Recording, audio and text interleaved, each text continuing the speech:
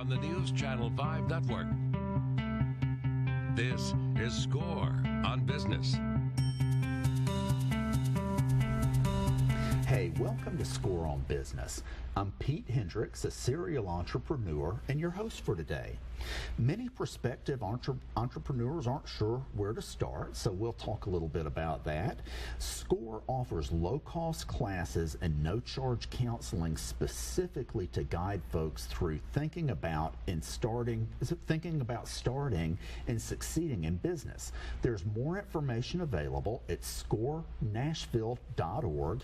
Make sure to click on the Workshops tab at the top of the page. They are usually a half day, mainly on weekends, and cost $25. Your tip for this show, not to sound like a broken record since this is the same tip that's been going on for 2 or 3 months, but how are you going to gain customers? That's the challenge that we see in working with new entrepreneurs, is a lot of focus on a lot of things and not a lot of focus on gaining new customers. And a business without customers, not a business. So our first guest today is Daniel LeBreton. Dr. Daniel LeBreton, founder of Empavid Consulting, utilizes the best of organizational psychology and social science and has helped hundreds of managers and executives develop more effective leadership skills and habits. He often speaks about leadership practices that build relationships of trust, contribute to an uplifting work culture, and inspire people. Daniel, thank you for being here. Well, thanks for having me, Pete. Yeah, so, growing a business is very, very stressful. What are some tools for people to use to manage that stress? Yeah, that's a great question. I think most entrepreneurs find entrepreneurship inspiring and fulfilling, but it's also very stressful. Starting and sustaining a business, there's a lot of pressure involved in that. It's incredibly stressful. Absolutely. And there's 3 things that I encourage leaders to do to really manage stress, and more importantly, to manage stress reactions. When we experience a high level of stress and pressure, most of us display what are called fight and flight reactions. There's a release of cortisol in our systems, and that triggers these fight and flight reactions. And that causes us to do things like go and hide in our office and not answer the phone and not respond to emails. We basically run away from our problems. Or we get overly assertive, overly aggressive. We move too quickly. We make some poor decisions. So these kinds of fight and flight reactions really undermine our decision making, and they cost us in terms of our relationships with people around us.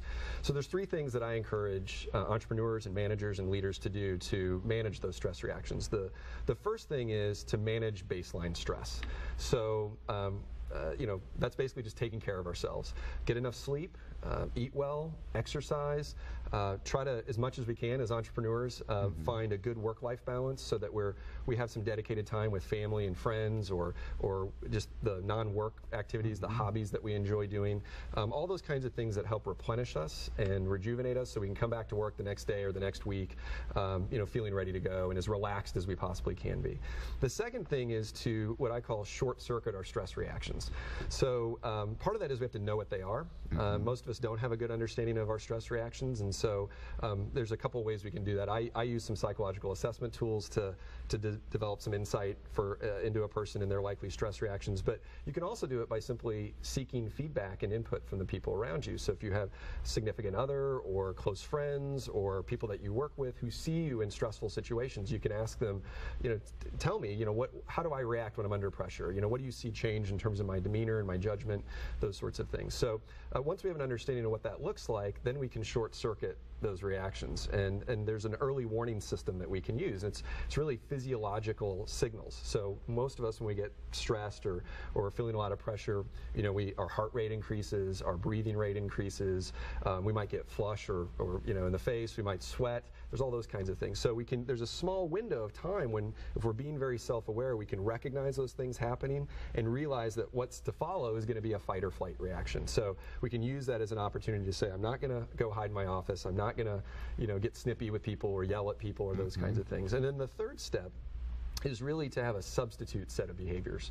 And what I mean by that is it's not enough to know what we're not going to do, right? We also have to know what we are going to do in place of it.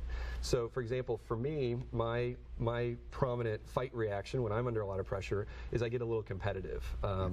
When I get in a disagreement with someone, I like to win the argument. So I'm talking more, I'm talking louder, I'm talking over people, and I'm not really listening. And so it's not enough for me to recognize that I do that, and I'm not going to do that in this situation.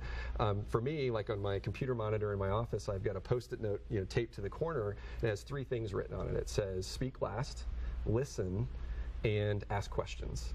And those are all reminders for me of things that I need to do when I start getting into a little bit of a disagreement and I want to win the argument, is slow down, listen to the other person, make space for this to be a collaborative conversation rather than an effort to try to win. And that's a fight reaction that I try to avoid. So those would be the 3 things, really. It's manage baseline stress, short circuit those reactions, and then have a plan for what you're going to do that's going to be more effective. Great. That is awesome input. So, how would you coach leaders? A lot of entrepreneurs have not had extensive management careers. How would you coach leaders on addressing performance issues that are in negative behavior? Yeah, that's a great question. There's a whole bunch of things. I'll mention 2 today. There's, I think for many entrepreneurs, not all, but for many, part of what's attractive about entrepreneurship is this opportunity to have a kind of a small business environment, the kind of vibey, fun, energetic environment. And sometimes some of the entrepreneurs that I work with, they seem a bit reticent to address performance issues. They don't want to provide critical feedback. They're concerned about holding people accountable. They're worried that it's going to be viewed as negative or mean or kind of counter to the culture that they're trying to create in their organizations. So there's 2 things that I recommend. The first one is I would say to really challenge that mindset of the way that they think. So when I work with entrepreneurs, I really challenge the thinking that there's something negative about providing people with critical feedback. I would actually make the counter argument and say that if we really care about people, if we really care about the people who work with us or for us, the absolute best thing that we can do is address performance or behavioral issues early on. If I'm driving down the road and there's a bridge out ahead, I want someone to tell me.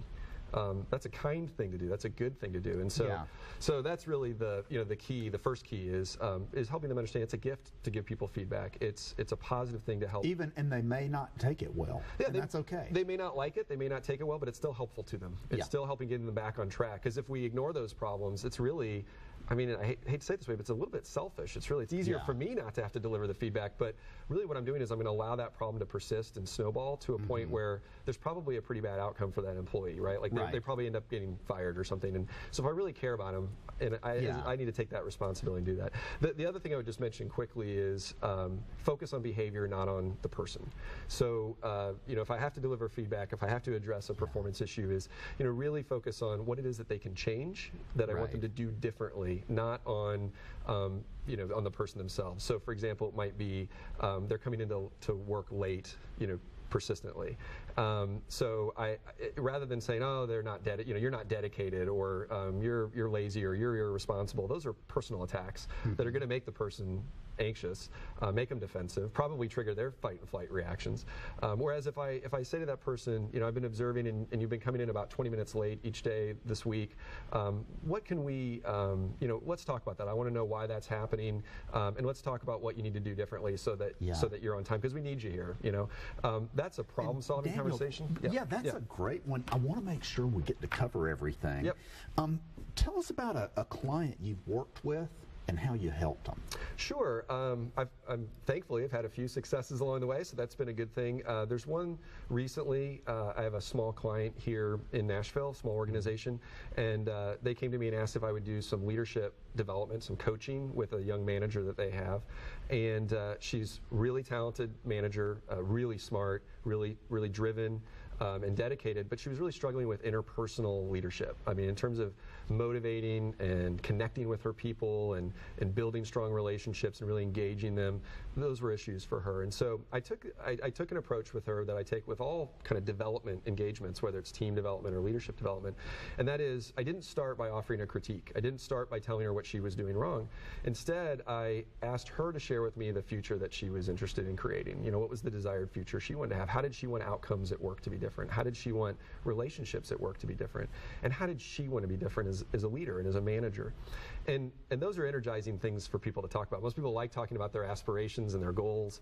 So she was pretty, she was willing to do that and excited to do that. And then I offered the critique, and then we got into what she needed to change. And when you have that sort of combination of where you're trying to go and where you are today, that creates a lot of motivation to close the gap. So then we just did some coaching, some mentoring on some skills that she needed to develop, and we did that. And she's been promoted. She's on the leadership team in the organization. People are clamoring to work with her, which is a really exciting change. So she did all the heavy lifting, but it was I was pleased with the outcome. Yeah, but that is an awesome outcome. Yep. Thank you so much for being with us today. Absolutely, my pleasure. Thanks, Pete. Okay, Daniel. We'll be right back.